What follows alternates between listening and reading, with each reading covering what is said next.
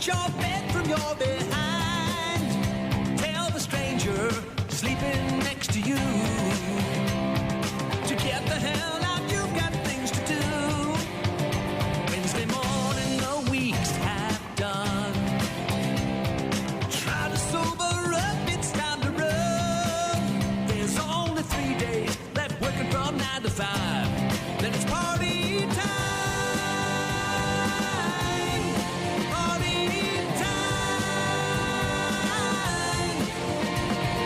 Just a little more work to do. Let's get on up and get the damn thing through. Then we'll get back to numbing our minds. Hump day. And she's a beaut, Clark. 70 at some point in our area. Mid to late 70s throughout the entire region with some sunshine. Warm, should be nice, and it's best to enjoy today because things kind of take a dip before they get better again. Looks like temps will drop back down into the mid-50s. 30 by Friday. Somewhere in the 30s on Friday, and then back into the 60s early next week. So, yeah. Didn't ride this morning on the way to work, but definitely going to ride later on today when it gets a little bit warmer. It is chilly in the morning when I leave my house, so... Rock Mornings with Brian and Gene, Workforce Wednesday. Make sure you sign up for your chance to win freebies, courtesy of GameDay Men's Health. That's a $20 Quick Trip gift card. I could use that right now because my truck is below the quarter full mark. I could throw $20 in there. Sign up for that. Let us know where you're working. Always a pleasure to hear from you guys. We've got lots of other stuff to get to today, including plenty of MLB stuff as the season starts tonight. Now, I know tomorrow is opening day for most of Major League Baseball, but there is a game tonight on Netflix between the Yankees and the Giants. So we'll take a look at the most expensive and the least expensive ballparks in Major League Baseball, the ones that it costs the most to go to a game. And that includes, your ticket, the parking, the food, all that stuff. And the least expensive. Also going to look at some of the newer food items in the rest of the league. We already talked about the Brewers and some of the food items that they've got coming up. Going to be on that bus tomorrow, actually. So Jean's going to be rocking the airwaves all by herself. 1:10 first pitch. So a nice afternoon ball game on opening day. I always enjoy the opening day. There's a good vibe. Yeah. I'm not a Brewer fan per se, but I enjoy going to the games. The Brewers obviously have a fun atmosphere. Yep. You get you're getting the game, which I think is the key right there. Because, when you're a fan of a team that's in colder weather that has no roof, you sometimes don't get a game. It's an iffy thing. This is happening. This is 1:10 tomorrow, first pitch. I'm excited about the video after the game, the Euchre video. So we're going to get a 20-minute sneak preview of the Euchre documentary that's coming out later this summer, and that'll be right after the game tomorrow. So not to mention, I don't know what the giveaway is, but they usually have something that they give out when you come into the ballpark, some kind of freebie. Find out what that is. Well, and they've done some, as all good ballparks do, they do some change-ups. There's some new outdoor areas to take a look at. There's that... Guess what my wife did? Came home yesterday from work. She said, I was mapping out what sections all the new foods are going to be that I want to try. Yeah, I know. Yeah. I said, we're on a deck that has food and beverages included. She said, but I want to get this other stuff. I said, okay. All right, yeah. But there's new outdoor areas. There's new indoor areas. I mean, to walk around, it's like you said, a whole vibe for Milwaukee on opening day. So that'll be fun. Lots of other stuff to get to this morning. So stick around. Don't go anywhere. Hit up rockmornings.com to get in touch with us. Rock Mornings with Brian and Gene on your rock station. Got a text from Jim. Said, go Atlanta Braves. Jim moved, obviously, down to his home state of Atlanta after he retired from the military. And he's excited about the Braves and the regular season opener, which is tonight. Yankees and Giants on Netflix, by the way, if you're looking for... Everybody else plays tomorrow pretty much? Or most of them. But I don't know. Look, I'll be the first to admit, I don't like change. This is a dumb thing that they're doing. And I get why they're doing it, right? They're trying to put games on different platforms and make you subscribe and pay more money and yada, yada, yada. But there was something really cool and unique about every team playing, or at least scheduled to play, on one day. Opening day, everybody plays all the games, start to finish, 11 a.m. in the morning till 10 o'clock at night. It was all, and Now they're doing away with that, and they're doing games on, the day before and the games that are overseas and yada, yada, yada. And it's just like, I don't know, man. Same with the football, right? It's constantly evolution. Yes, so yes, is it the revolving around the stupid Dodgers? Is that? Well, yeah, they're the I know. biggest payroll in Major League Baseball, but that's what's happening. For another story. Cops are not going to charge Alan Richardson with anything after he beat his neighbor up. And after reviewing the video, the guy earned that whooping. It started on Saturday morning and I'm an experienced motorcycle rider. I've been riding bikes all my life. So, from dirt bikes to street bikes and etc. But I'd heard this incestuous revving and speeding through our neighborhood of the motorcycle. I eventually saw the guy on Saturday. I didn't know who it was.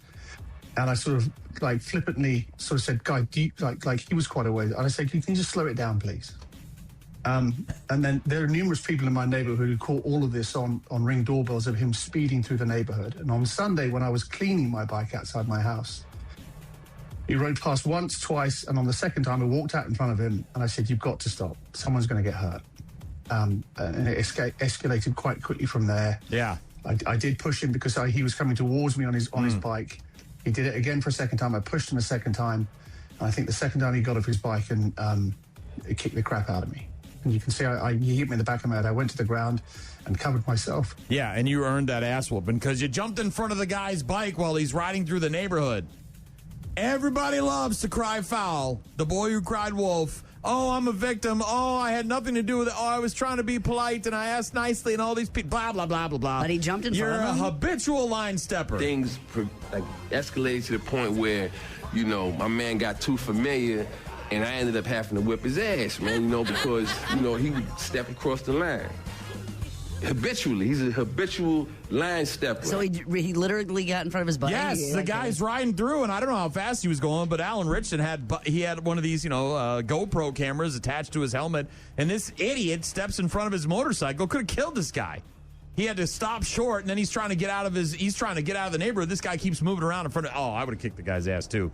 I got no beef with Alan Richardson. This guy earned his ass whooping, and he tried to cry foul and victim, and please. And so you're not the neighborhood cop. Look, dude, that never ends well for anybody. You have Call a the cops. Problem, right? And if everybody in the neighborhood's catching video and telling you how this, that, and the other thing, it's too loud, it's too fast. It's not your job, dude. Not your job. Mm-hmm. And if you step in front of a guy's motorcycle, you're lucky all you got was them hands. He could have rode right over his ass, killed the guy. Brentwood Police Department said after reviewing available evidence, including video footage and witness statements, authorities determined that no criminal charges will be pursued. Mr. Richardson's actions were found to be in self-defense. Although a potential reckless endangerment charge was considered, Mr. Richardson declined to pursue charges. This guy earned his ass beaten. And if you watch the video from Alan Richardson's GoPro point of view and his GoPro, then you'll see that this guy definitely had it coming. Idiot. Oh, I was polite and I was so nice and everything. And listen, look at me and I got some scrapes. Well, that's good that the police were able to look at all the evidence from all the cameras and all the things and then say, you know what? Well, of course. And the headline on Sunday is like, Reacher star beats man in neighborhood. And you're like, oh, God. And, you know how big the guy is and you know how muscular he is. And you see the video and he's throwing hands. And then the guy's with his little English accents out there claiming to be the victim. And it's like, please. Don't step in front of a dude's motorcycle when he's going through your neighborhood. If you've got a problem, call the cops. Let them deal with it. Idiot. Utah mom facing felony charges. This is wild. Which one? This sounds something like something my dad would do. She allegedly kidnapped and threatened an 11-year-old boy to force an apology for bullying her child. Now, look, I don't have kids, so I don't know about this whole bullying thing, but it's pretty bad, obviously. Yes, but even to this day and age where we, trying to stop it and everybody's all nice and loving and hugging and all that stuff. But, man, Shannon Marie Tafuga drove around her neighborhood in Provo back in September of last year looking to confront the boy about the reported bullying. When she found the boy riding his bike, she allegedly stopped her car in front of him and made him get into her car. So rather than call the parents or go to the school or whatever. Well, and maybe she had. I'm not. Maybe she had in the advocating past. for this, but it's likely she had contacted the school before. Investigators say that she took the kid to her home without his parents' knowledge or permission. Yeah, can't do that, lady. Made him apologize to her child, And then after the apology, she allegedly threatened to have her husband beat up an 11-year-old boy, adding that he was lucky she didn't run over his bike. It was then that she took him back to his house and dropped him off. Serious emotional distress for the 11-year-old boy, I can only imagine. Added he now has high anxiety, had to alter his daily routine significantly since the alleged kidnapping. She reportedly a crossing guard for the Provo City at the time of the incident. And to prevent a conflict of interest, the police department conducted an investigation, and they said she is no longer an employee of Provo City. So she was a crossing guard with the city. And after this incident, they're like, yeah, we can't have you You're messing around with kidnapping kids. Yeah, can't have that. She was charged on Monday with second-degree felony child kidnapping and second-degree felony aggravated child abuse. She said that the boy has a history of bullying her children, including some who have disabilities, felt little or nothing was done when she reported her concerns to the school. You still can't kidnap kids and bring them to your house and have your husband threaten to beat them up. You can't do that. That's a no-go. Deadly house fire in Minneapolis or in Minnesota, claiming the lives of an NHL reporter and her 3 kids over the weekend. Apparently not intentional. Didn't have a lot of information there. White Bear Lake is where this all went down. Jesse Pierce and her 3 kids. Investigation by the White Bear Lake Fire Department resulted in a statement being released earlier this week. We are in the very early stages of the investigation, and our preliminary findings have not led to any evidence that the fire was set intentionally. Obviously, when you hear about a home fire where a mom and her 3 kids all died inside, you wonder, well, how did that start? How did it happen? How did they not wake up? They say the cause of the fire is still under investigation. The official cause and further info will be released once the investigation is complete. GoFundMe was set up late on Sunday to help cover the funeral expenses for a mom and her 3 children and provide financial support to the family. She was posting the day before. You know, they were out, pictures, out eating hot dogs, having fun. Out on an adventure, and just awful. Horrific. But it sounds like an accident, a true accident. And much like your favorite sports team or maybe your favorite rock band, Quick Trip's getting a mascot. Yeah, I saw they buried or put Urge to rest last week. Yeah, there was a social media video. Do we know what it is? Are we voting? Are we coming up with it? It's a big giant chicken called Red. Quick Trip is now getting a character called Red to promote the company. 6-foot-tall chicken is going to be visiting Quick Trip stores throughout the area during the spring. Made his debut yesterday at the Gunderson Medical Center in La Crosse, meeting kids who had been helped by the Children's Miracle Network, obviously a very important organization in our area. A physician with Amplify, Dr. Steve Shapiro, presented Red with a hatch certificate rather than a birth certificate. And apparently Red, the chicken from Quick Trip, is going to be making the rounds, hitting up Quick Trips in the area throughout the spring. So be on the lookout for that. I'm sure I'll have coupons and deals and stuff wherever he goes. You can go to Quick Trip Red Tour and find out where he's going to be when, if you're interested in having your kiddos take a picture or whatever. Right. Maybe get some freebies. I don't know what they're doing along with it. Giving out chicken samples, probably. Hell yeah. Red Tour. You can go there and find out where he's going to be. It's Rock Mornings with Brian and Gene. We'll get to sports in a couple of minutes. First, Bush. Rock Mornings with Brian and Gene. Find them online at rockmornings.com. Boilermakers, Blue Devils, Cyclones, Reds, Crimson Tide, Spartans, Cougars, Longhorns, Fighting, Illini, Wolverines, Volunteers, Razorbacks, Huskies, Huskers, Hawkeyes, and Wildcats. Your picks are the worst I've ever seen. Your bracket list redacted like an email from Epstein. The Sweet 16. The men's Sweet 16 starts tomorrow night. Number 11, Texas, taking on number 2, Purdue. 6:10 on CBS. Number 9, Iowa versus number 4, Nebraska. That's at 6:30 on TBS. Also tomorrow night, number 4, Arkansas, taking on number 1, Arizona. That's at 8:45 on CBS. And the final game tomorrow night is number 3, Illinois, taking on number 2, Houston at 9:05 on TBS and True TV. So you got a bunch of Sweet 16 action tomorrow night. The women's Sweet 16 starts on Friday afternoon. Notre Dame and Vanderbilt at 1:30 on ESPN. You've got 4 games on Friday and 4 games on Saturday for the women, 4 games on Thursday, 4 games on Friday for the men. The NIT continuing the quarterfinals last night with Tulsa over Wichita State, 83-79. University of New Mexico beat St. Joseph's, 84-69. Another couple of games tonight in the NIT. College basketball all over the place, Gene. It's everywhere. Oh, yeah, of course. There's also professional basketball on tonight. The Bucks in Portland taking on the Trailblazers. That game tips off at 9 p.m. Only 11 games left in the regular season for the Bucks. And then, as Bill Michaels said yesterday, their season will mercifully come to an end. And then they figure out what the hell they're going to do with Giannis.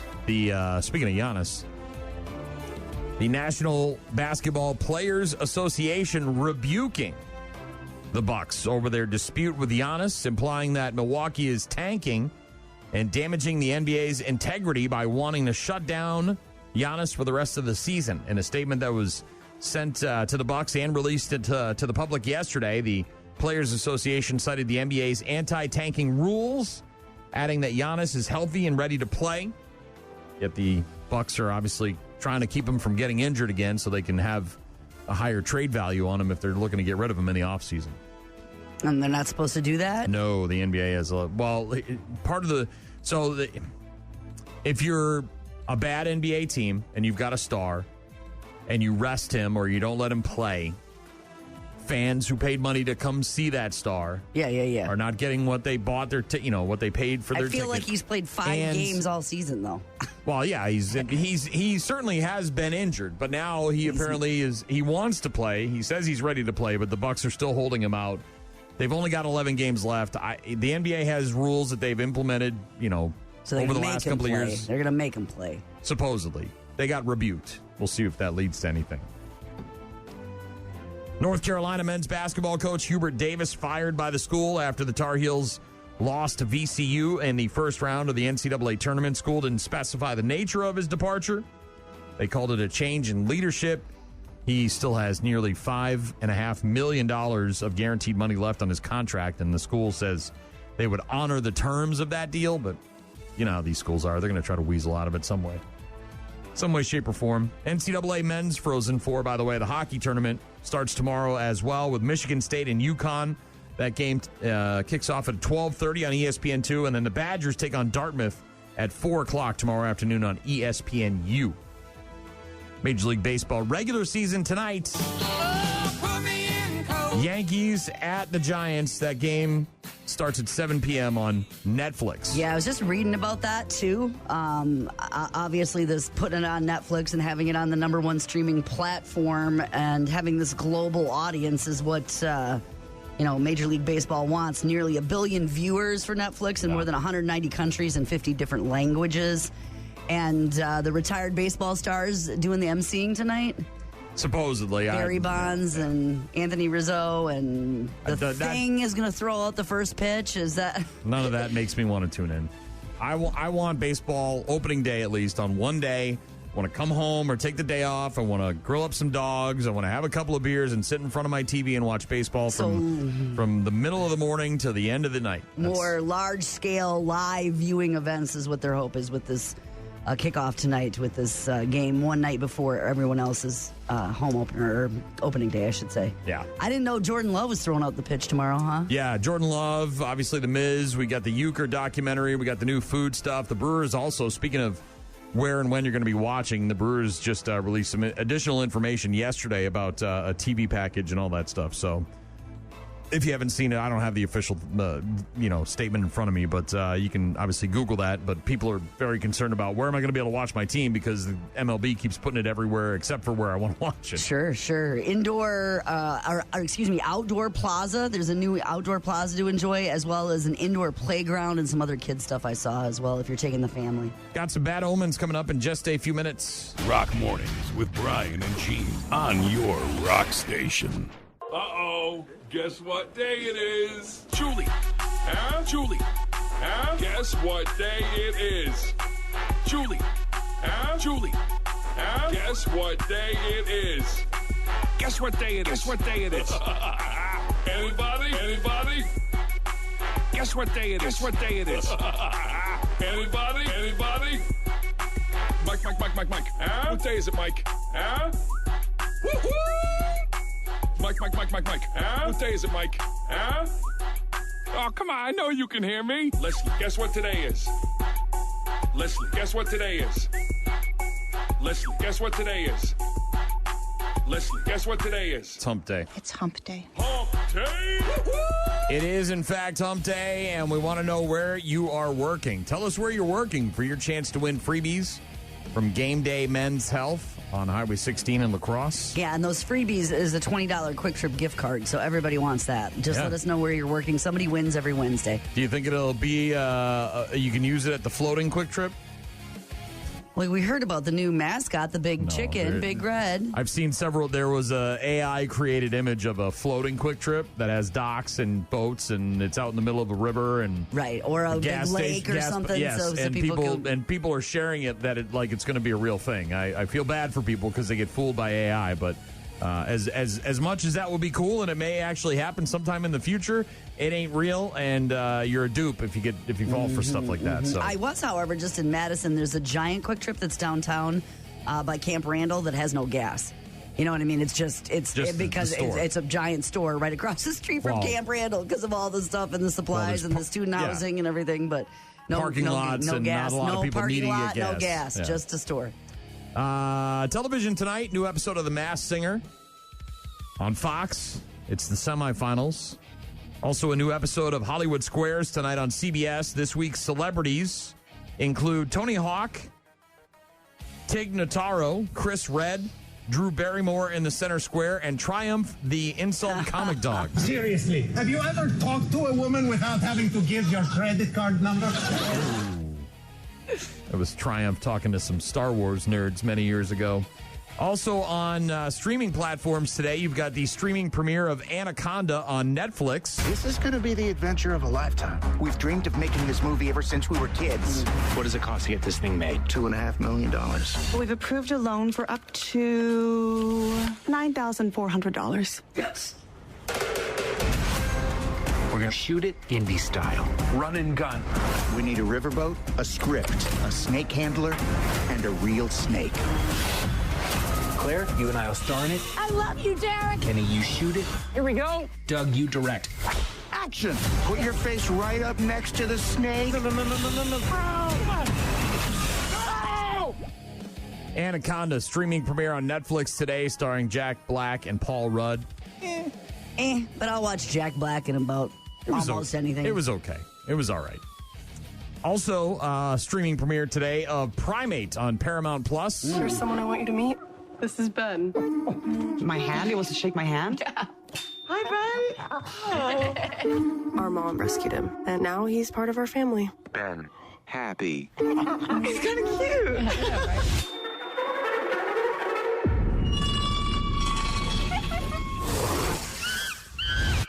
Ben? Did something bite him?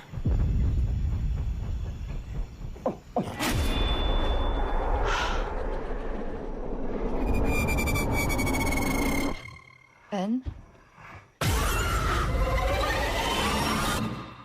There's something wrong with Ben. Yeah, Ben got rabies and went crazy. And again, I watched this movie, and I know you made fun of me, but that's fine. What? This is a little monkey, a little pet monkey, right? And he kills a whole bunch of people. Ben. And you people still want to try to convince me that a gorilla, a much bigger primate, wouldn't kill the 100 men? Are you kidding me? It is the basis for the movie's storyline, though, that the pet monkey kills everybody, right? Like, I mean, it's part of the horror story about that's it. Right? I mean, there's nobody can stomp on Ben or shoot him or axe him up or anything. Well, it's a bunch of underprepared teenagers, 20-something-year-olds with cute little Ben. It's a statement about the millennials and being ready for they real don't have a real hairspray real life and a lighter or anything like. Well, they get part of the problem is I don't want to give too much. No, of it away. don't. When streaming premieres today? Yes, Paramount Plus, Primate, about the monkey who got rabies and went crazy and killed a bunch of people. Also on Amazon, the premiere of a movie called Pretty Lethal. 5 rival ballerinas take refuge in a roadside inn that's run by Uma Thurman after their bus breaks down in a remote forest. But as the situation turns deadly, they then weaponize their years of brutal training to survive. In Inside every ballerina's heart beats the blood of a warrior. They turn pain into beauty, chaos into precision. Is it possible for you to stop being a jerk for like 2 minutes? Bite me, Bones. The Budapest Showcase could change your life. Only the world's best dancers get invited.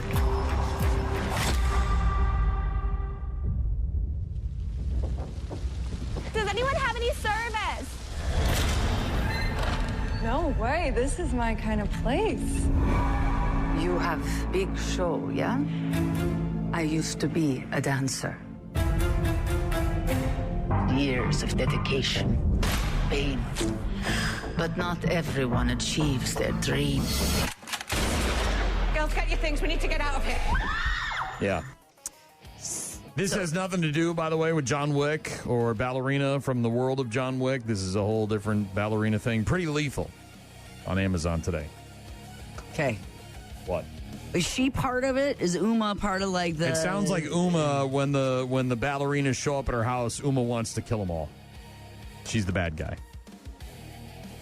Also, new episodes of Chicago Med, Fire, and PD on television tonight. BTS, who just made a big comeback on Netflix over the weekend with their live Global show. They're going to be on with Jimmy Fallon tonight. Erin Moriarty is going to be on with Jimmy Kimmel, and Chelsea Handler is on with Seth Meyers. Stephen Colbert is in repeats. We went to New England last year and visited some friends of mine, got my mom's ashes put in the Veterans Cemetery. And then on our way back through New Jersey, we took a little detour. This isn't the lake in the horror movie, right? And we stopped at the filming location for the original Friday the 13th. It is, yes. Camp Nobiscobo, which is a still active summer camp for kids. But in the off-season, they allow visitors and tourists to come and check out the camp. They have a gift shop with a lot of really cool knickknacks and bric-a-bracs. They have a lot of really cool artifacts and props from the original film. You can walk around the camp on a guided tour and see some of the locations where they filmed some of the famous scenes. You can go into some of the cabins that were still there when they filmed this movie way back in the 80s. Can't swim in the lake, though. They don't let you go in the water. They do also have an overnight where you stay and watch the original movie at the campground, which is pretty cool. We didn't have enough time or money for that one, but The Hollywood Reporter just released a list of some of the very famous and popular tourist hotspots based on film and TV shows. So not necessarily the horror genre at all. This could be... Okay. And there's a million places when it comes to horror, like the house from Texas Chainsaw Massacre. Yes. It's still standing. You can go see that. Our coworkers spent a night last year at the hotel from The Shining. Yeah, obviously there's the Shining Hotel. Game of Thrones. And it's called Old Town in Dubrovnik, Croatia. You can apparently go there and see scenery, landscapes familiar from the Game of Thrones television program on HBO. Breaking Bad, Twisters, Burgers, and Burritos in Albuquerque, New Mexico, which I believe is the chicken shop, right? They use that as the main frame or whatever, the framework for the chicken shop. Jurassic Park and Jurassic World were both shot in Oahu, Hawaii. Love to see that, but... The Chief Joseph Ranch in Darby, Montana is where Yellowstone, a lot of shots from Yellowstone were taken. Dutton Ranch. New Zealand is where you can go and see parts of the Lord of the Rings and the Hobbit trilogies. Also Twilight, very popular film series about glittery vampires. Yep. Forks, Washington, and some kind of falls near Bridal Veil, Oregon. Also, Harry Met Sally, Cat's Delicatessen in New York City, which, by the way, has fantastic food. Don't get me wrong, I hate New York and everything to do with New York, but that Cat's Delicatessen is the bomb. Didn't you also go to the Cheers bar? Well, so the thing with Cheers, the inside has nothing. That was all on a TV soundstage. They did not. It doesn't look anything like that? The only thing to do when you go to Cheers in Boston, whether it's the original or the second location at Faneuil Hall Marketplace, is to take your picture by the sign, because that's the only thing from the original show on television that is still there. because there was nothing that was shot there, just the outside shot. So much like the Brady Bunch house before they remodeled it and some of the other places. So you can't go sit in Norm's chair. You can go in the bar, but it looks nothing like the TV show. Right. It's just the sign outside. But Hollywood Reporter with a big list of some of the TV and film hotspots for tourists that are looking to get their pictures. And Central Perk Coffee Shop is another one that's huge from Friends. Oh, yeah. So many of those. Obviously, when you're a TV show shot in a big city like Seinfeld or Friends or whatever, there's going to be plenty of places to go and take those photos and videos. Rock Mornings with Brian and Gene. Find them online at rockmornings.com. Rock Mornings with Brian and Gene. Got a text from Corbin on Workforce Wednesday. Said, good morning to my favorite effing radio show people. Corbin. Remember, if you come across a douche canoe, punch him in the throat. Ooh. Corbin. I'm not going to be... I think it was is this the motorcycle getting in front of the motorcycle? Yeah, maybe that's the way Alan Richson leads his life, and that's the way Corbin leads his life, is if you come across a person standing in front of your motorcycle, maybe give him these hands. That's what happened to that guy. That is what happened to that guy. I'm not punching anybody in the throat, but thanks for the information. Corbin might. Shay Taylor walking the halls of Yale New Haven Hospital with a mop all day long. Mop, mop, mop while I sing that song. She was a janitor at this hospital, for a decade. Facilities operations? Cleaning, is that what they call them? Janitor. You know what I'm saying. Janitor. For making sure patient rooms spotless, clean, taking out the trash, all that stuff. All the while, she was going to school to become a doctor. For real? And now here she is, a decade later, after cleaning rooms as a janitor at the Yale New Haven Hospital.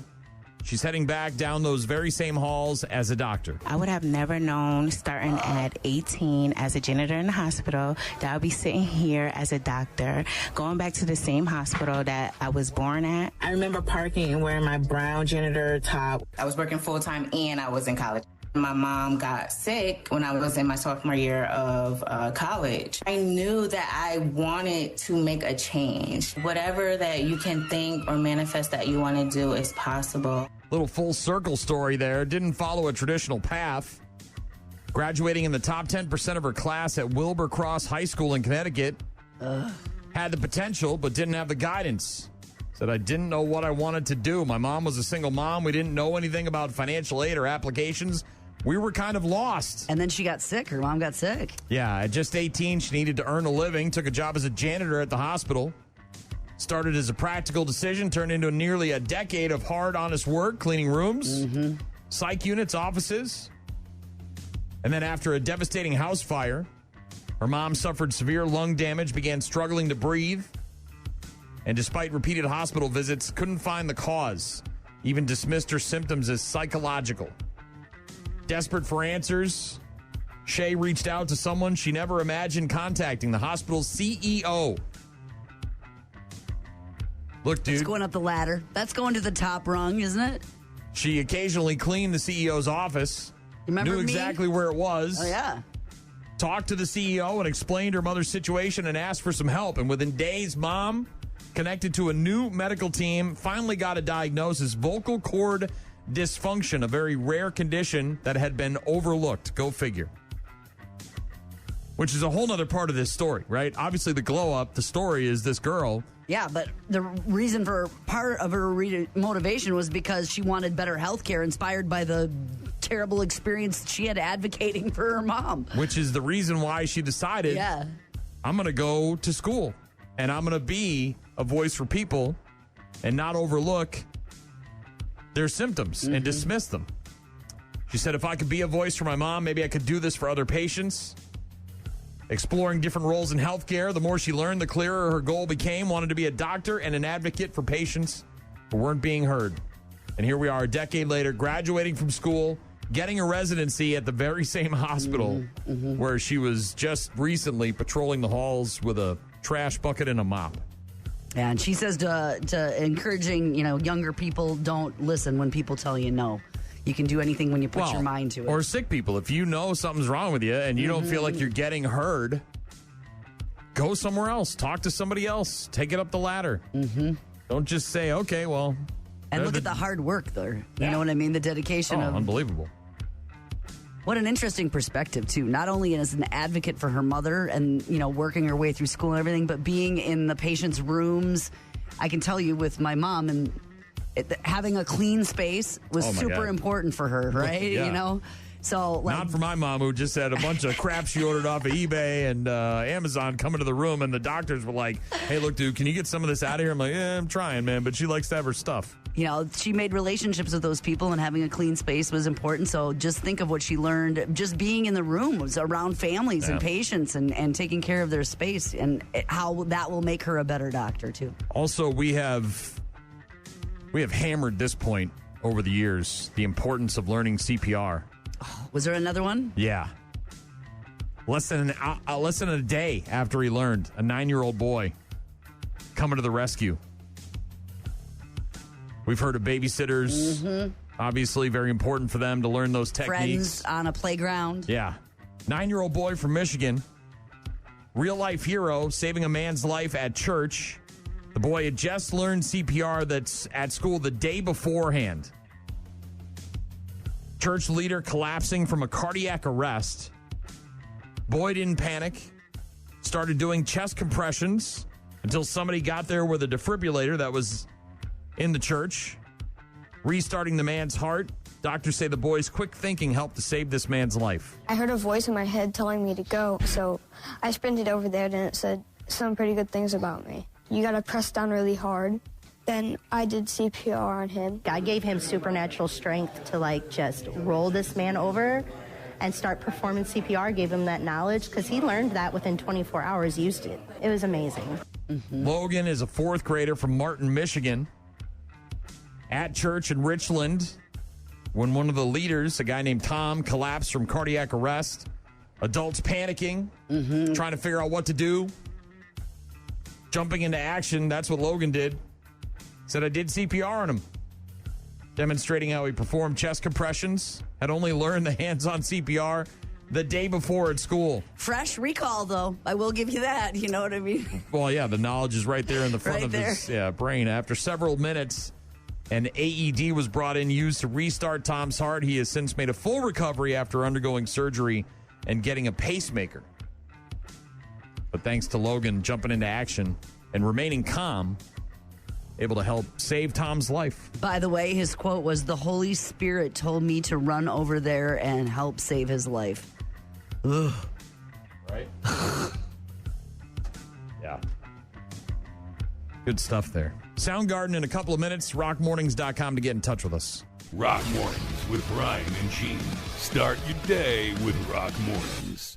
Richard Karn here, and let me tell you the one thing your dad wants for Father's Day this year, the official Natural Light Toolbar, the only in-home collapsible workspace from America's craftiest beer company, Natural Light. Just unlock, unfold, and unleash unlimited possibilities. And that's not all. When you tuck the toolbar away, you'll have lots of extra space for, you got it, your very own built-in Natural Light dartboard. Bullseye. So this Father's Day, get your pops the ultimate DIY dad gift. Get him the Natural Light Toolbar. Now, that was from last year, 2025's Father's Day.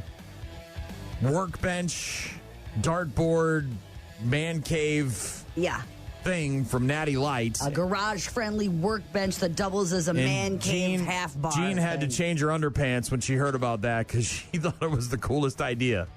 And you heard Richard Karn there, who played Al Borland in Home Improvement, pimping the Natty Light workbench. Well, Natty Light's at it again. I'm sure. You have a success like that, a banger, you're going to try it again, no? Why aren't we doing stuff like this? Ultimate DIY and chill combo for Father's Day. What is this one? Is this another Father's Day thing? Well, we had the ketchup keg, right, from Heinz, where they just threw a bunch of ketchup in a giant keg that you throw in your fridge. Obviously, I had that with the ranch stocking. It gets old after a while. Well, yeah, the ranch stocking was another popular. Took forever. Weird collab. to get the ranch out of there. A lot of places do themed pajamas, right? Quick Trip's got a whole line of those, or the ugly Christmas sweaters are very popular. But these kind of kitschy things are really what people are after. These sort of one-offs. Yeah. What do they call them? Drops? Sure. Merch drops, whatever? They're very limited time of the flavors of the pop that taste like Thanksgiving or whatever. Usually you you can't buy them. You got to win them on their website. And I think this one you can actually buy, but I don't know how much they have of it. Natty Light is at it again, this time with Lawn Brew Fertilizer. After a long day of photosynthesis and being walked on by the man, there's only one thing a hardworking lawn like you wants. Natural light. Introducing Lawn Brew, a fertilizer made from spent grains. That's the stuff left over after brewing beer. And it's great for luscious lawns like you. Lawn Brew, all the greatness of beer, now for lawns. Yes, and there is some science behind that. Natty Light launching Lawn Brew, a fertilizer made from spent beer grains. They say it's designed to help lawns get greener and thicker. The company says Lawn Brew is packed with nutrients and fiber from beer grains. One study has found that those grains can boost total nitrogen content, lower pH levels, increase organic acids, and double phosphorus availability, which, of course, is ideal for plants, not just grass. You can get your lawn drunk by adding a 64-ounce bag of Lawn Brew for $15 at shopbeergear.com. Free shipping if you spend over $100 on that stuff. So if you got a sizable lawn and you want to really do it upright, shopbeergear.com. Sounds like it's going to be limited, and you do have to be 21 or older to purchase the fertilizer, which is kind of funny. It is funny. I don't, and why, I don't know. But the perfect combo is drinking a cold one while you're working on your lawn. And so here's you go. This is a passion for lawn care. You have a passion for lawn care? I do. But when it comes to the fertilizing and the seeding and all that, I pay someone to do that. I'm not going to go out there and try and mess around with all that. So I take care of the lawn mowing and the maintaining and the edging and the whacking and all that stuff. But I'm not out there trying to fertilize and anti-grub stuff. No, I'm good. Shopbeergear.com if you're interested in the Natty Light Lawn Brew Fertilizer. What if you just got a patch of dirt where your dogs go crazy? Lots of patches, though. Are you starting to get any? What's your deal over there? I thought you were doing some glow-up stuff with grasses and fences and stuff. Are you still I have two rocking dogs. a dirt patch? I have 2 dogs. I got nice grass. I don't. My dogs go, and you walk your dogs way more than we walk ours. Ours go out in the backyard, and we just kind of let them roam around. And you don't have nice grass? Some. Some areas are completely burnt up. That's just the way that is. You got that south side dirt. You got dirt. I got south side dirt. I got no way to walk. And it's small. You know what I mean? It's not expansive. Which means it would be easier to take care of. Get off my lawn. Not unless you put down fake lawn for them. Well, you're going to have to work on that when you try to sell your home because nobody wants to buy a Man, dead ain't ass. selling it. But it's paid off, baby. That's where we're living. Yeah, I'm sure. Natty Light Fertilizer for your lawn. Shopbeergear.com for more info. Spend grains and fresh fertilizer. All right. We've got Rusty Cage now and some MLB food items. New stuff that's going to make the debut ballparks all around the league. We'll get to that here in just a bit. Rock Mornings with Brian and Gene. Find the daily podcast at rockmornings.com. Boilermakers, Blue Devils, Cyclones, Red Storm, Crimson Tide, Spartans, Cougars, Longhorns, Fighting, Illini, Wolverines, Volunteers, Razorbacks, Huskies, Sisters, Hawkeyes, and Wildcats. Your picks are the worst I've ever seen. Your bracket looks redacted like an email from Epstein. The Sweet 16. It begins. The Sweet 16 starts tomorrow for the men, Friday for the women. NIT continues tonight with a couple of games on ESPN2. Frozen 4 starts tomorrow as well. All sorts of NCAA action. There's not a drought. No perfect brackets, right? None left? None left. One in the women's, I believe. One in the women's. Okay. Bucks tip off tonight at 9 p.m. against the Trailblazers in Portland. 11 games left in the regular season for the Bucks. MLB regular season, of course, starts tonight on Netflix with the Yankees and the Giants. MLB opening day for most of the rest of the teams is tomorrow. Joe Flacco is 41, and he's making another comeback, if you will. He's coming back for another season. 41-year-old quarterback agreeing to a one-year deal to stay with the Bengals. Contract worth $6 million. Could be up to $9 million with incentives. He's a serviceable backup quarterback, but he's 41, and you don't see a lot of those in the league. You sure don't. I mean, isn't old at like 35, 36, 37? I mean, like, that's already considered. Yes. Then you see guys like Tom Brady out there playing flag football and making those people look like idiots. Damn, he's good. Oh, man. Still got it. Did you see that movie? I didn't. I couldn't avoid the stupid headlines about it, but I didn't delve deep into it because I don't care. He could come in right now and throw 50 touchdowns for any team in the league. He's so good. That's what happens when you live in the darkness and drink virgin blood. You got to take care of yourself. Jake Paul, the promotion MVP. Yes. Announcing the final 8 fights to round out the undercard for that Ronda Rousey, Gina Carano matchup that's coming up in mid-May. That'll be on May 16th, by the way. Airs live on Netflix, headlined by Ronda Rousey and Gina Carano. Card already featuring a couple of other high-profile bouts, including former UFC heavyweight champion Francis Ngannou, taking on PFL tournament winner Philippe Lins. And then they also announced, I think last week, Nate Diaz was going to take on Mike Perry. Joining those 3 fights is a heavyweight contest between former UFC champion Junior Dos Santos and karate combat champion Robelis de Spain. I think is how you pronounce that name. There's a whole bunch of others on here, mostly people I don't recognize, but they got 8 more fights on this card on May 16th on Netflix. So, or 8 fights total, I believe. So should be a hell of a good time watching Rousey, who looks like she's in really good shape.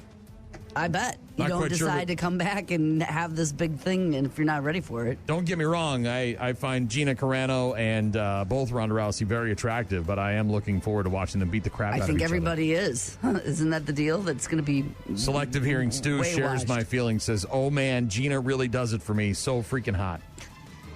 Yeah, she's certainly a very attractive They're going to lady. be in prime form when they come back to the... Speaking of Major League Baseball and opening day... Lots of fields and teams doing new stuff at the ballpark each and every year, and we get real excited for that. So if you're going to be traveling to some ballparks this season, you may want to take advantage of these things. The 999 Challenge, of course, popping up at a bunch of different places. The Mets are doing it at Citi Field in New York. The Phillies at Citizens Bank Park. Also, the Rockies are doing it at Coors Field. Astros, excuse me. Houston Astros are doing it. Okay. Kansas City Royals are doing it, and so are the San Francisco Giants. So a bunch of teams are doing this 999 challenge, and it's a box with mini hot dogs and mini beers. It's not a real 999 challenge, but everybody gets a ribbon. Everybody gets a prize. Nobody loses. It's a very millennial, un-American thing, and I hate it. Well, it's very photo worthy. It's got, they kind of make the boxes look like the ballparks, and they've got the logos and stuff. So they want that stuff shared. They want that out on the internet, and they want hashtags, and so yeah. It's stupid. It's un-American. Nationals, the Washington Nationals. They have a DC Monument Chicken Tower. Can I take down the chicken tower? That feels like it would be too much. Loaded burger, complete with grilled chicken on a soft pretzel bun. Oh, smoked bacon. Oh, creamy chipotle ranch and Gruyere cheese. Does it look like a monster? Yeah. But what does it look like when you actually get it? It probably looks like some smushed attempt at the DC Monument Chicken Tower. Also, the Seattle Mariners have a Washington State ferry boat souvenir vessel. So a lot of times you get the nachos and the helmet or maybe the ice cream. I like that stuff because it's a collectible to take home, too. So this is a ferry boat souvenir vessel. Obviously, the ferry boats are very popular there in the Seattle area. I like this.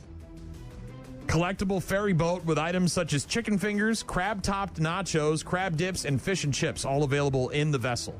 So not all mixed together, but you have your options, and they come in the vessel. That's worth it. I like that. Diamondbacks have a shareable souvenir nacho bucket and a take-me-out-to-the-ball-game shake.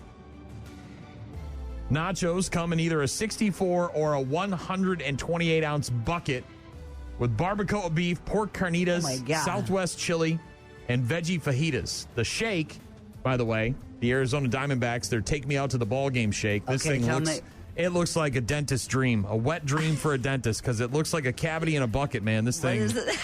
Oh, my teeth are hurting just looking at it. It's made with salted caramel, whipped cream, peanut butter sandwich cookies, Kit Kat bars, and Cracker Jacks. You got to see this thing. Oh, my gosh. Arizona Diamondbacks take me out to the ball game shake.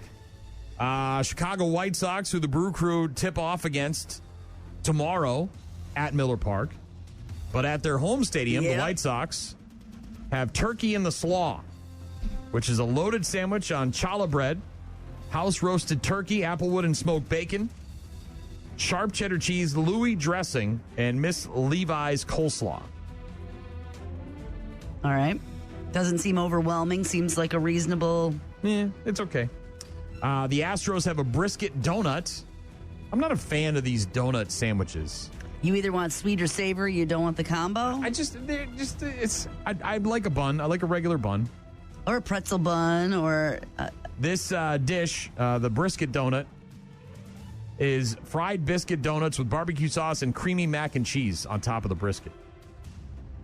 So everything except the donut part is... Sounds like you're going to die. Sounds like you're going to die when you eat it. It honestly does. Well, that's what everybody wants for these. The Rangers had the boomstick burrito last year. Remember that thing? Yes. At Globe Life Park. Now they have a wearable nacho cowboy hat. A 10-gallon hat filled with nachos. Yes. No. Yes. Yes. Yes. Texas Rangers. A wearable nacho hat. The hat is not made of nachos. It's not edible. No, but it's Yes, exactly. like I'm going up and eating it. Like, hey, you want a chip? Yes.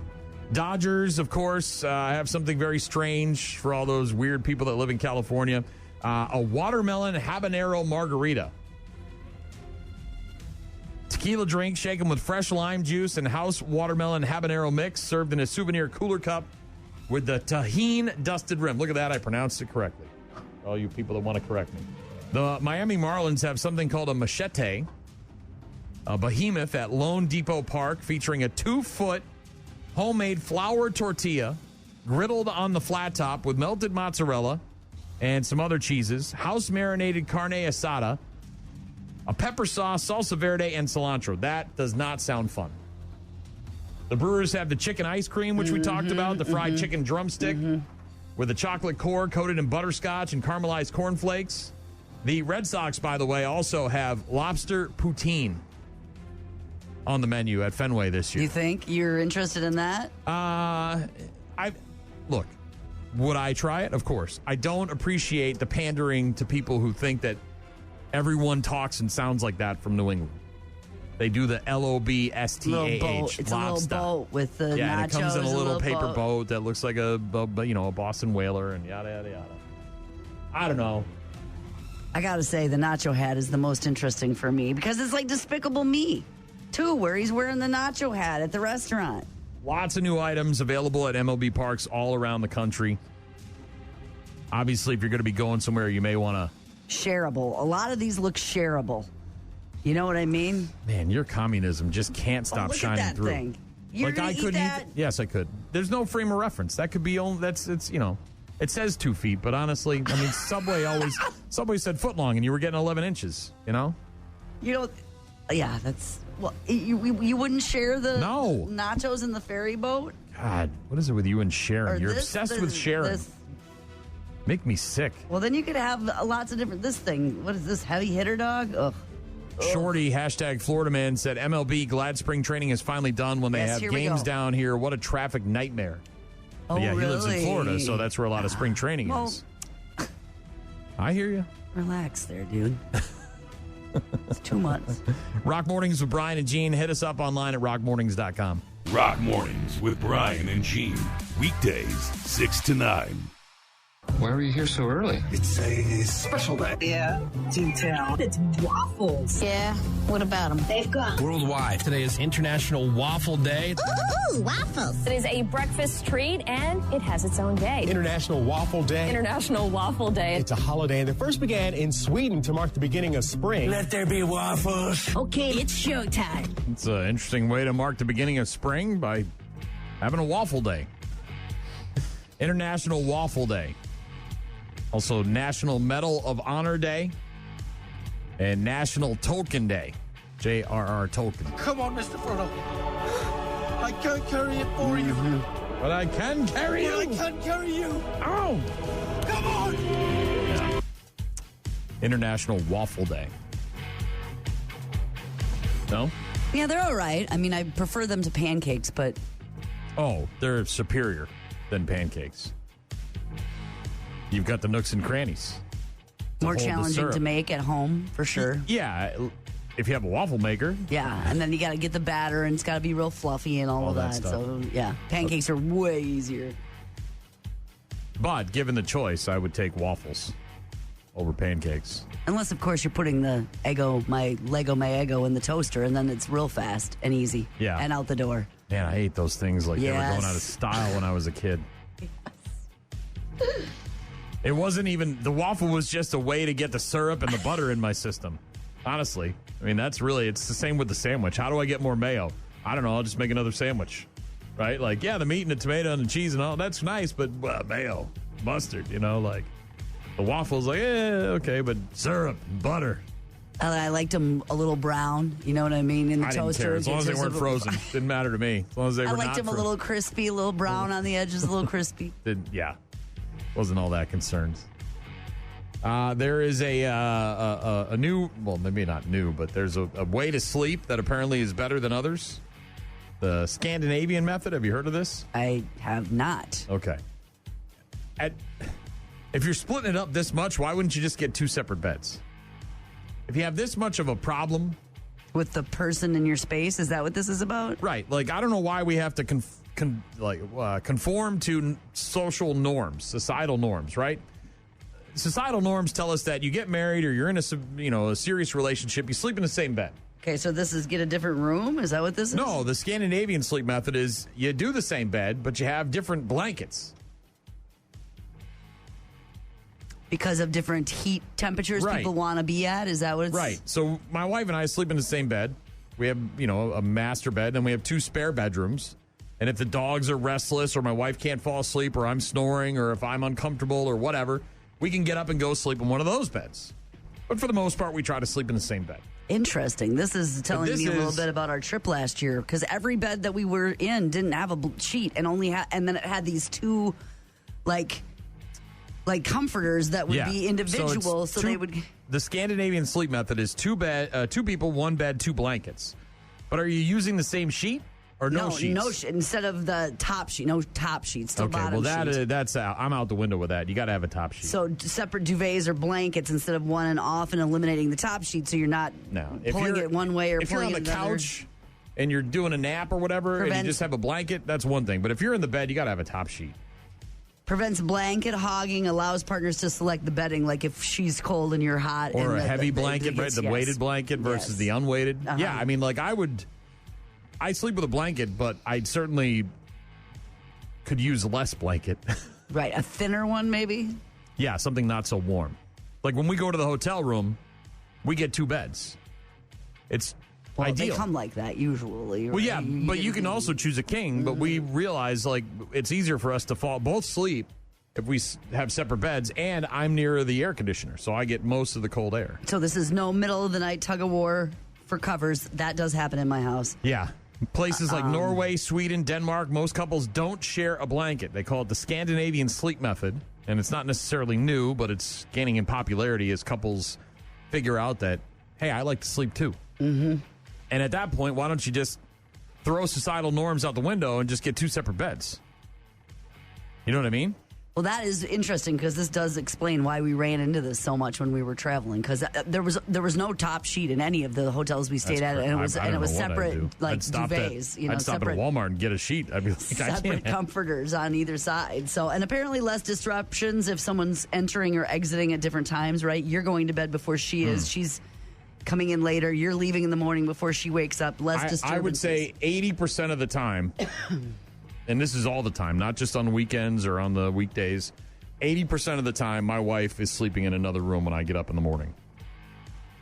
We'll go to bed together. We'll watch something on TV. We'll try to fall asleep. Dogs are in the bed. Mm-hmm. And 80% of the time, my wife gets up and goes in the spare room upstairs. Well, they say couples rarely share the same exact sleep preferences and habits. So it allows you to get the lighter blanket, the less heavy one, no pull and tug, no disruptions when they're getting in and out of bed. Some people, of course, say this Scandinavian sleep method is less romantic, but let's be honest. You can make the romance happen. The romance doesn't require a certain amount of sheets. Separate duvet is not stopping that. Well, not only that, but sleep time is not romance time. Well, there can be snuggling. Oh, God, but you can still do that. You just open the covers up. with me. Snuggle. We have a queen, though. I don't know how you do that with at night separate. in the bed. I want to sleep. We're not in here for romance and snuggling and garbage like that. Save that for a Hallmark movie. I'm in here to sleep. All right. 2 duvets on a queen just feels like they're constantly going to be falling off. Well, and they say you're not tugging and you're not moving around, and the blanket moving is what causes you to not sleep well. But you're still feeling that person moving around if they've got their own blanket. So I would just go 2 different beds, same room. You push them together if you want to have some activities, and then you're good to go. Push them apart. That's what the people did in the 50s. Yeah, we're still sleeping in the same bed, but we start there, but we don't end there. Queen versus king too. We don't have the space. We don't have the room for the 2 beds, but if we had a bigger master bedroom, I could see us both doing a king size, having each of us having our own. Hello. When we got our first one, we were making jokes about different zip codes. We got our first king size bed after sleep. When we first started dating, we were both on like a twin. Yeah. And we made it That's work. how it Of course, works. I was a lot skinnier, and she was not as as adult as she is now, I'll say. But, as we got our first king-size bed, it was hilarious because it filled up the entire room in our apartment. What? We had literally a foot of space between the bed and the wall to get up and sort of shimmy out of the room to the doorway. And we just made jokes about being in different zip codes, but, yeah. Scandinavian Sleep Method. Maybe give it a try. I don't know. Just get 2 beds. I don't think the whole 2 blanket thing would be sufficient enough to get the job done. Rock Mornings with Brian and Gene. Find them online at rockmornings.com. Got a text from Brian. Said, Wisco trip sounds awesome. Now I just need to plan where I would want to meet the bus. Thanks for the details on that. I definitely want to go to a Brewer game this year. The nice thing about the Wisco trips buses to Miller Park to see the Brewers is that they pick up in multiple locations, especially the ones for opening day, which obviously is tomorrow and have sold out, but we'll pick up in Eau Claire sometimes. We'll pick up in Portage and Oakdale. Some of the buses pick up in Madison. So, yeah, there's if you hit up Wisco Trips and you keep checking, not quite sure where you're at, but there's usually multiple pickup locations. Well, we've got a game coming up in May. We've got another one in June. There's one in July. There's one in August. WiscoTrips.com. Round trip transportation, parking lot tailgate, party with food, and your game ticket all included. Selective Hearing Stu said earlier that Gina Carano really does it for him. So effing hot. He continued to talk about Gina and said, she did it for me as chubby Gina and fit Gina. She could have her way with me. Yeah, she literally could, because she could probably kick your ass, and she's very good looking no matter what. Smash your face right through a table. Yeah. Also got a text from Rich who said, quote, she was not as adult as she is now. Damn, I just spit my coffee out. Great save. Yeah, I had to pivot. I can't, look, I got fatter than I was when I was first with my wife. I can't say the same thing about her because she's my wife, and you can't do that. He said it was a pro step move. Well, you were talking about how you shared a twin bed originally, because I think that's we all started there. We could fit in one now, but nobody's sleeping, and it's going to be very and we got 2 dogs, and none of that's uncomfortable. Yeah. That's how you end a marriage real fast. You have a small bed, or say that she's anything but more adult on the radio. That's bad. That'd be bad. A couple of people saying they do no top sheet, which I find to be crazy. Somebody texted in, said, me and the wife do separate blankets and no top sheet. Yep. That sounds so Scandinavian alien to me. sleeping is what we're talking about. Krista says, my husband and I have slept with separate comforters for 16 years. We would fight each other for blankets in the middle of the night, and we found it works for us. Also, no top sheet. Yeah. Dude, these people sound crazy. No, it sounds like it's a thing. I would get up and get one. I don't know. I would not sleep. I would know. I don't know what to do without a top sheet. Well, is it the separate comforter more, or the top sheet, the thing that's bugging you? I'm just saying, like, I have a way to sleep in a bed, and it's got a cover sheet and then a top sheet. So the top sheet's more than whether you guys have separate comforters. I don't care about the comfort, whatever. But if I don't have a top sheet and I'm just going underneath with a comforter or a blanket, that's a nap, not a sleep. That's a whole different situation. Two different Thank you things. for sharing. Sounds like people are doing it. Scandinavian sleeping. Major League Baseball regular season kicking off tonight on Netflix with the Yankees and the Giants. The Brew Crew obviously kick off tomorrow at home against the White Sox. And how much does it cost to go to a ball game? I'm sure it varies greatly, and it's probably more expensive with the Now, good teams on the coasts. Yeah, it varies quite a lot depending on where you're going, what kind of team you're going to see, how good they are, what part of the country you're in. And this, by the way, study didn't take into account all of the ancillary stuff that you're spending money on, like stuff at the pro shop. This is just what it costs to go to the game.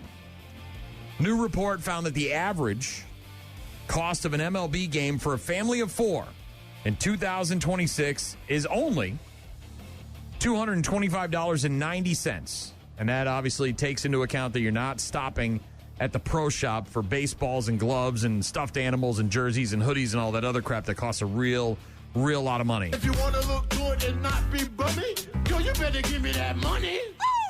So this is parking and transportation and tickets and food and drinks and everything? So it ranks all 30 of the ballparks in Major League Baseball by the cost of 4 tickets, and they weren't looking at premium tickets. They were looking at the cheapest tickets available across all their home games. So cheapest tickets And we available. know that some home games are more expensive if you've got a premium team coming into town like the Yankees or the Red Sox or the Dodgers or Shohei or whoever the hell it is.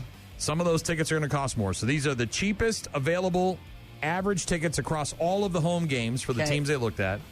1 parking lot pass. So it is parking, transportation. 2 16-ounce beers, which doesn't seem like enough for a 9-inning game, especially when you're going with a couple of kids. Also 2 20-ounce sodas and then 4 hot dogs. And let's be honest, that is bare minimum ball game super stuff. bare minimum. That is- Because how long are you there? 4 hours? 3 hours? 4 Well, hours? look, if you get there before the game starts, which most of us do, and you get in and you catch a little of the pregame stuff, and then you're there till the 9th inning. I mean, the average ball game now is 2.5, 2:35, somewhere around there. So you add a half 3.5 hour in. hours. Yeah, you're talking 3.5 hours total time. I guess maybe if you had a lot of snacks and stuff in the car while you were traveling there, and you had some stuff in there, and you're just getting by for 3 hours, and that's No all the peanuts, kids need. no popcorn, no cotton candy, no merch, No no other- nothing. Talking bare bones minimum here. You get a hot dog and a pop, and that's it, kid. Don't and I ask get a for hot anything dog and a more. soda. Yeah. That'll be gone in the first inning or two, and then we'll just sit here and watch baseball, which is what everybody does. Not surprisingly, the Dodgers are the most expensive. Figured. Again, the average out of all 30 teams is $225.90, but the Dodgers are the highest at $413. Show me the money. Yes. Red Sox come in next at $373, which is a precipitous drop when you think about $40 in difference. And nothing's changing. It's still No, 4 hot it's dogs, still- 2 beers, 2 parking lot and tickets, and nosebleeds. That's it. Yes, where the fights happen. You're up in the fight section. Yes. You're not in the good section where no fights occur. You're in Fightville, USA. Show me the money! Red Sox at $373. The Athletics, who are somewhat homeless right now, are playing in Sacramento. They were supposed to be playing in Vegas, but that may not. Who knows? But they're next, and they're a bum-ass team. They suck, and their fans hate them. They hate their guts. But somehow they're third at $324. Maybe that's why their fans hate them. They're trying it's a to bad raise product trying in to a raise, crappy stadium, and Well, they're trying to raise money in order to build this stadium. $324. Cubs come in at $314, fourth on the list. And then the Giants are fifth at $284. Where's the money? When are you going to get the money? Why aren't you getting the money now? And so on. So please, the money. Now, on the bottom of the list, the cheapest experience. Again, this is 4 dirt cheap tickets, 1 parking pass, 4 beverages, 2 of them sodas, 2 of them adult beverages, and 4 hot dogs. The Miami Marlins come in at the bottom. I wouldn't think. $159 for a family of 4. Aren't they begging them to go to the games? Oh, yeah. Well, look, you're in Miami. Nobody lives there. People just go there. Well, lots of people live there, but they're not fans of the team, and they struggle. There's a billion other things to do, like the beach Struggle. and clubs and retirement parties or whatever it is they do down there. Reds come in just above the Marlins at $164 a game. Then the Cardinals are next at $165. Angels at $166, and then the Royals are also on the list as one of the cheapest at $168 on average. Beat me. Straight up. Pay that man. Pay him. Pay that man his money. Pay that man his money. Yeah, the Brewers, by the way, and the Twins are sandwiched right next to each other at 23 and 24. The Brewers, $176.50 on average for those 4 cheap tickets. The 1 parking pass, the 2 beers, the 2 sodas, and the 4 hot dogs. The Minnesota Twins are just below the Brewers. The Brewers in terms of affordability at $175.68. So just about $1 cheaper. If you don't write checks, how do you pay these guys? Straight cash, homie. So you got to figure by the time you're leaving from wherever you're at, you've got gas in there as well and probably some road snacks and stuff. You're up well over $200 for a family of 4, yes. easily. Oh, yes. Very expensive to go to an MLB game. Catch me outside. How about that? A lot of people at Miller Park, they just stay outside and grill up on their smoky and listen to the game while they're tailgating. They don't even go in. Yeah. Seen it before. That's why the Northwoods leagues and stuff are so popular, because it actually is affordable family entertainment. Well, and that's why it's so groundbreaking when you see teams like, what was it, the Cardinals introducing this all-you-can-eat thing now? Because, you know, and the Brewers, obviously, the Johnsonville Decks and all those, if you can get tickets for those, you get some food included, it's not so bad. Saving, and you got, yeah. Drinks, too. Isn't there drinks in those? You get 2. You get 2. I mean, they're not going to ply you with alcohol. But I mean, a couple. Afternoon. That's Something. $20. It's Rock Mornings with Brian and Gene. Bad news, happy music coming up in just a bit. Rock Mornings with Brian and Gene. More from Brian and Gene is coming up. You're about to enter a beautiful, exciting, wonderful new world. A cockroach living in your nostril. Now that's just nasty. Add in some haven't pooped for 30 days. Poop is raining from the ceilings. Poop. And sprinkle in some hashtag Florida Man for flavor. Florida man. Florida man. Florida man. Florida man. Florida man. Florida man. Florida man quits his Burger King job, steals all of their chicken nuggets. It's bad news. Bad news. With happy music. Let's rock. Guy in Pennsylvania, a 43-year-old man named Martin Haig, set fire to a home while singing the 80s song Burning Down the House by Talking Heads.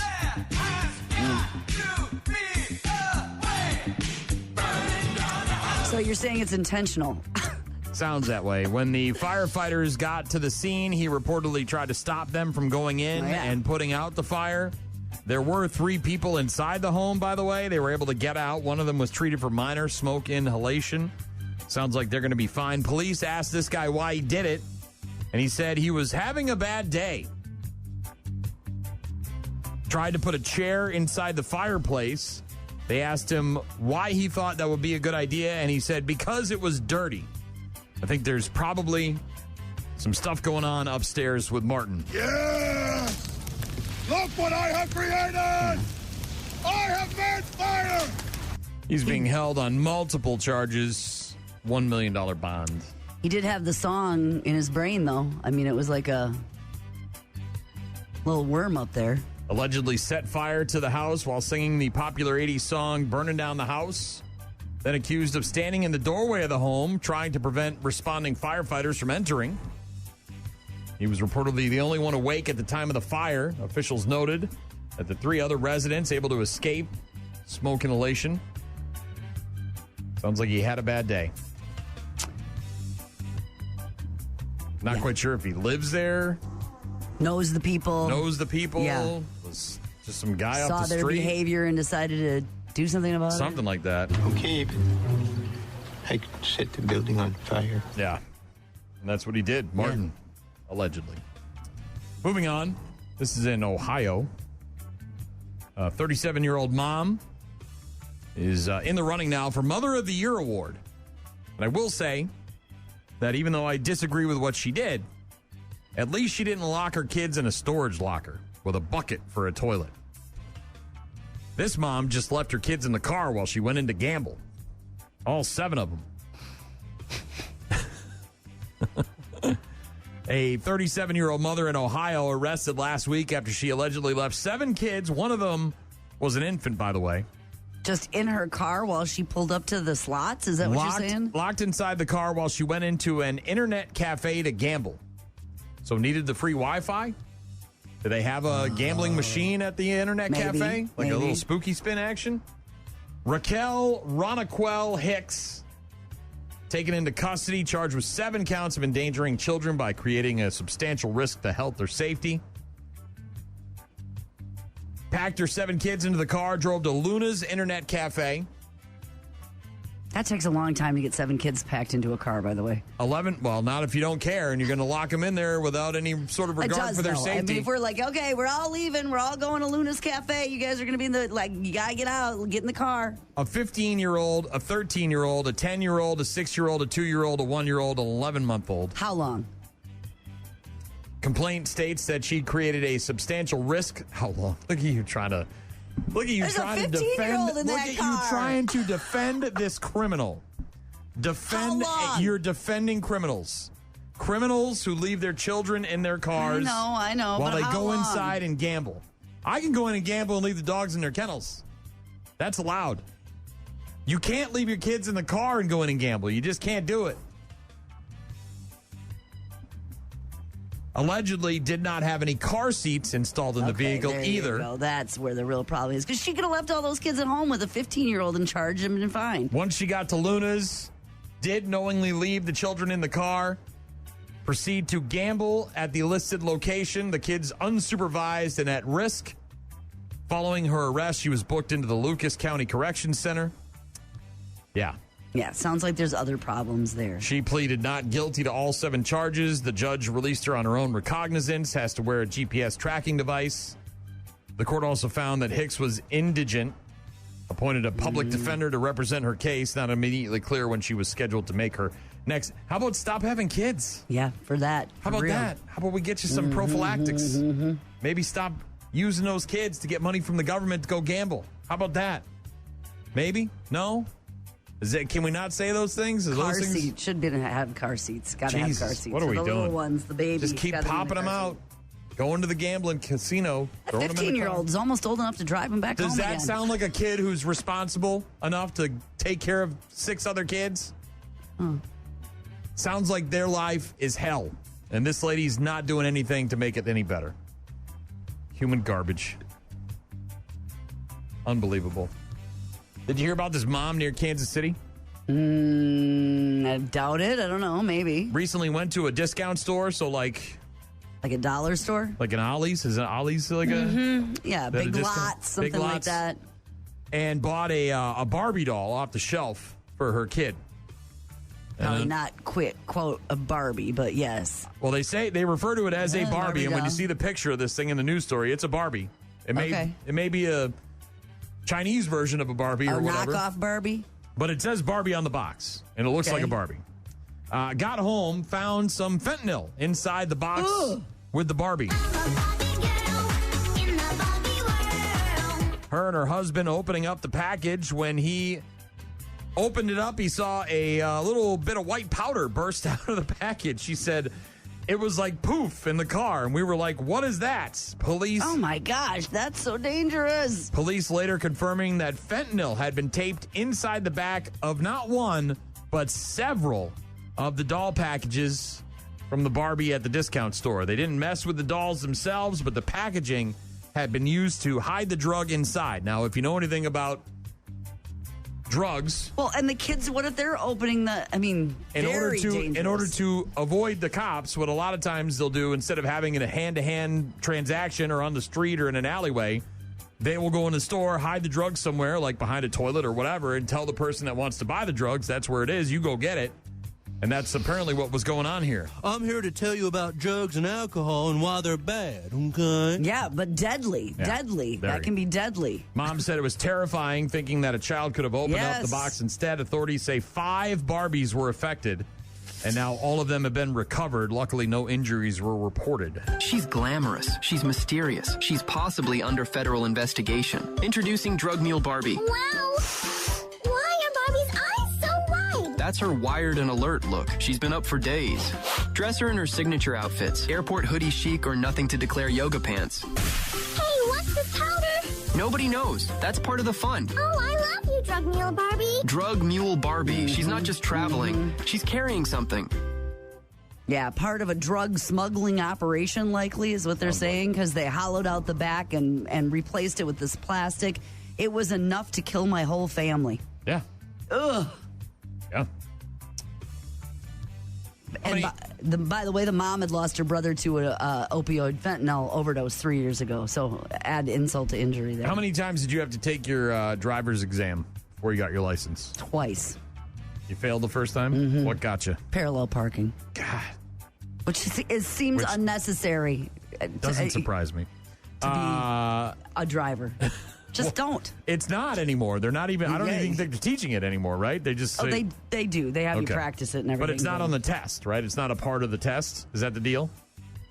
Anyways, I did it in one shot. Took the class. At the end of the class, you take the driving portion, and then you got to go to the DMV and take the written portion, and once you pass that, you get your license. This guy in Poland, not once. Went about it different, did he? Not twice. Okay. Not even 3 times. Not 1, not 2, not 3. How many times did it take this guy in Poland to get his license? Go ahead. Just a regular guy in Poland Just trying go to get his ahead and license? tell me. How many times did it take? How about a baker's dozen? 13. Nope. How many times, Gene? Are we going... I didn't even say anything. You don't have to. I know you're going to get it wrong. 28. Nope. Don't, at some point they go, you know what, this isn't for you. You'd think. Like, how many times do you have to do it and not pass for them to say that's it? This is not a skill you possess, and Right. This isn't for you. You're gonna. I can't believe they must charge this guy every time, right? There must be some sort of like, hey, we're doing it's like ducks in a pond. 139 times over 9 years. This guy in Poland tried to get his license and failed. And he finally, is that the guy you want to let on the road who couldn't do it for 130 other times? That's what I'm saying. Maybe it's more like, hey, you're more of a public transportation kind of guy. Buses, you know what I mean? trains. We got a good system here, and you're more of that. In Poland, much like other European countries, apparently, drivers must pass a computer-based program before taking any practical driving exam. If you don't pass the computer course first, you don't even get an attempt to drive. Okay. Most people only need between 1 and 3 attempts to pass this computer test. Not this guy. This dude, however, 139 tries. The Malopolaska, Jesus, with these names. Malopolaska Road Traffic, Malopolska. Malopolaska Road Traffic Center in the Polish city of Tarnow announced that a local man managed to pass the theoretical driving test, the online computer course, after a whopping 139 tries. This dude has been trying since 2017 and had spent about $2,100 total on exam fees. Yeah, at some point they just need to say to him, this isn't for you, and stop taking this guy's money, too. He still, by the way, has to pass the driving part, but he has now passed the written part, at least, or the computer part. The computer part to be able to get his permit to get behind the wheel to actually drive Yeah. to take the actual test.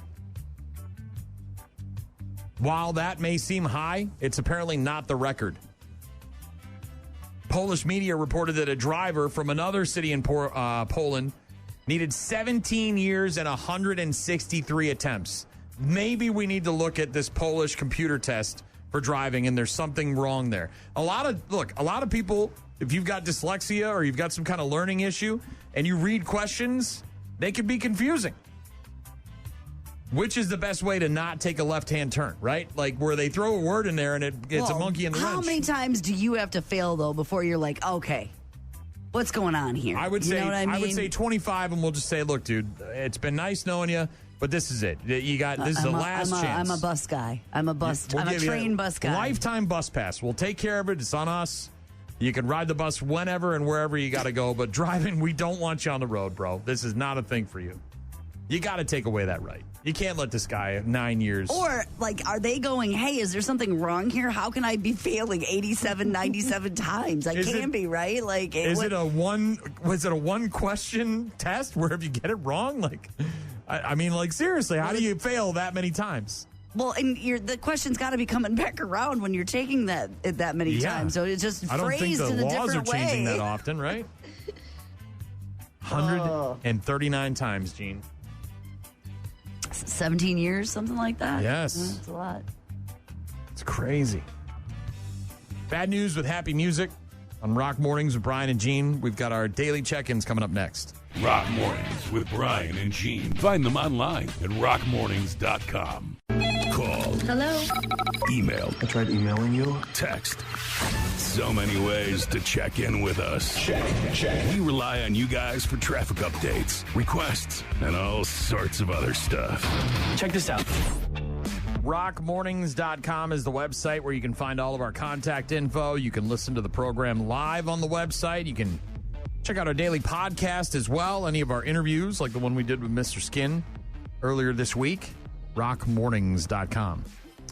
Got a text from Chris in Chicago. He said he finally passed after 139 tries and is now a Chicago cab driver. But a bunch. Yeah, there's certainly some cities where you go and the people driving cabs and Ubers and Lyfts are dangerous.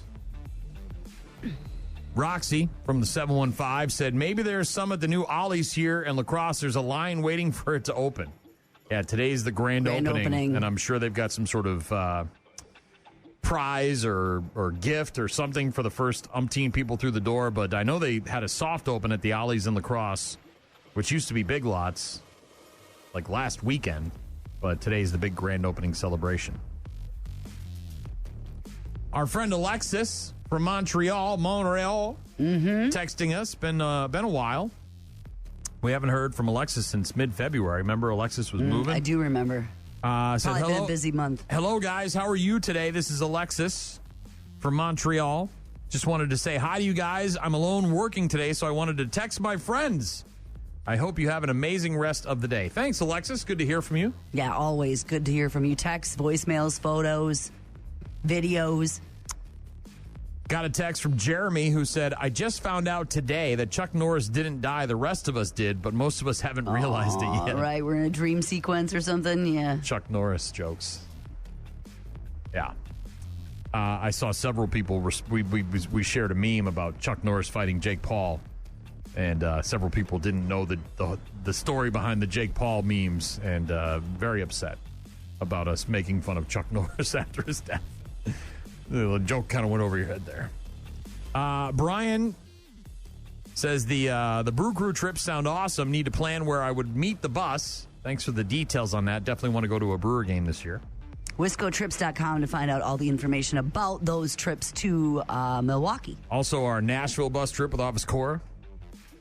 I'm telling you, that was such a great time. I went last April, and it was so much fun. Selective Hearing Stu really likes Gina Carano. Said, oh, man, Gina really does it for me. So freaking hot. And I agreed with him, and he said, she did it for me as chubby Gina and fit Gina. She could have her way with me. Good to know. Settle down, I'll tell her next time I see her. Hey, you know, there's a guy named Stu who says you can have your way with him. Yeah. Stu's 2 thumbs up. Rich, appreciating my pivots. When I said, quote, she's not as adult as she is now. Apparently I made him spit his coffee out. Great save. Yeah. Had to pivot. Several people with the no top sheet. Very, very confusing. Someone said my wife, me and the wife do separate blankets and no top sheet. Mm-hmm. Krista said my husband and I have slept in with separate comforters for 16 years.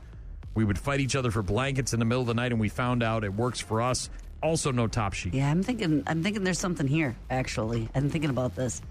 The Scandinavian Sleep Method, but I do like the separate, not fighting over blankets. 1 bed, 2 people, 2 blankets, right? Yes, okay. Yeah, 2, what you separate, yep, on separate sides. And did it beds, work for you guys when you were overseas? Sheet. You said you encountered it was a lot. fine. I didn't I'd never seen that before, and it was like almost every bed at every hotel was like that. So got a text from Shorty in Florida. He said, glad spring training is finally done.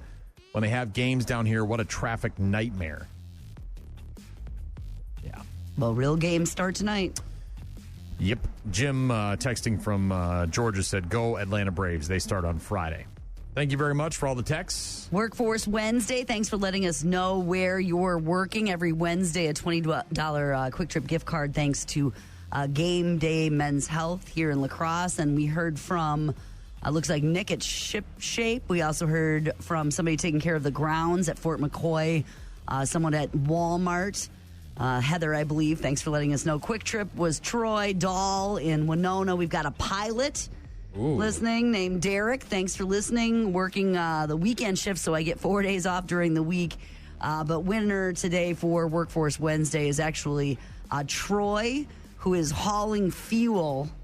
Ironically enough, gets a Quick Trip gift card, but he's hauling fuel around Vernon County today. Thank you, Troy. Thanks to everybody else who got in touch with us for Workforce Wednesday. Enjoy your gift card, courtesy of GameDay Men's Health. We'll talk to you. Gene will talk to you tomorrow. I'm off to the Brewer game tomorrow, and then I'll be back on Friday.